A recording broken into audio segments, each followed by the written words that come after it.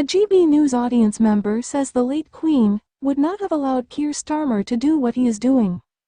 A GB News audience member has furiously said that the late Queen Elizabeth II would not have allowed Keir Starmer to do what he is doing. During commemorations marking 8 decades since VJ, Victory over Japan, Day, a veteran spoke to GB News host Patrick Christys during a live broadcast.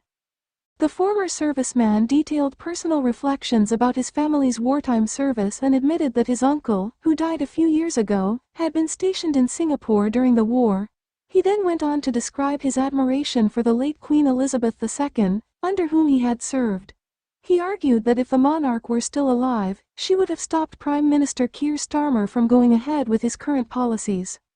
In an explosive rant, he issued a stark warning about immigration policies, saying, "We have escalating problems about to hit this country, and he, Keir, is allowing people, unsupervised, to come into this country." He then gave a prediction about current border management during the broadcast. "Mark my words, in 12 months, you will see murders and all sorts on the streets." Despite expressing his pride in his military endeavors, he then displayed deep dissatisfaction with modern Britain. "We're proud of what we did, but we're not happy today. It's a disgrace." Patrick Christys also quizzed audience members on whether they think Britain was worth fighting for.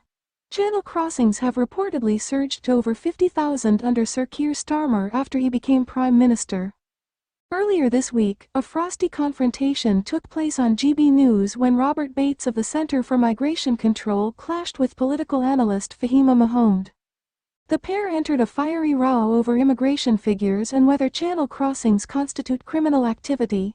GB News host Martin Dobney at one point had to step in during the debate as the conversation intensified. During the chat, Bates argued that individuals arriving via small boats were breaking the law. Ms. Mohamed strongly contested this and said, "You are just assuming they are criminals." She then added that many crossing the English Channel were legitimate asylum seekers rather than economic migrants. The frosty exchange showed deep divisions over how to interpret migration data and whether unauthorized entry automatically makes someone a criminal, with many critics arguing there is no realistic other way they can apply for asylum.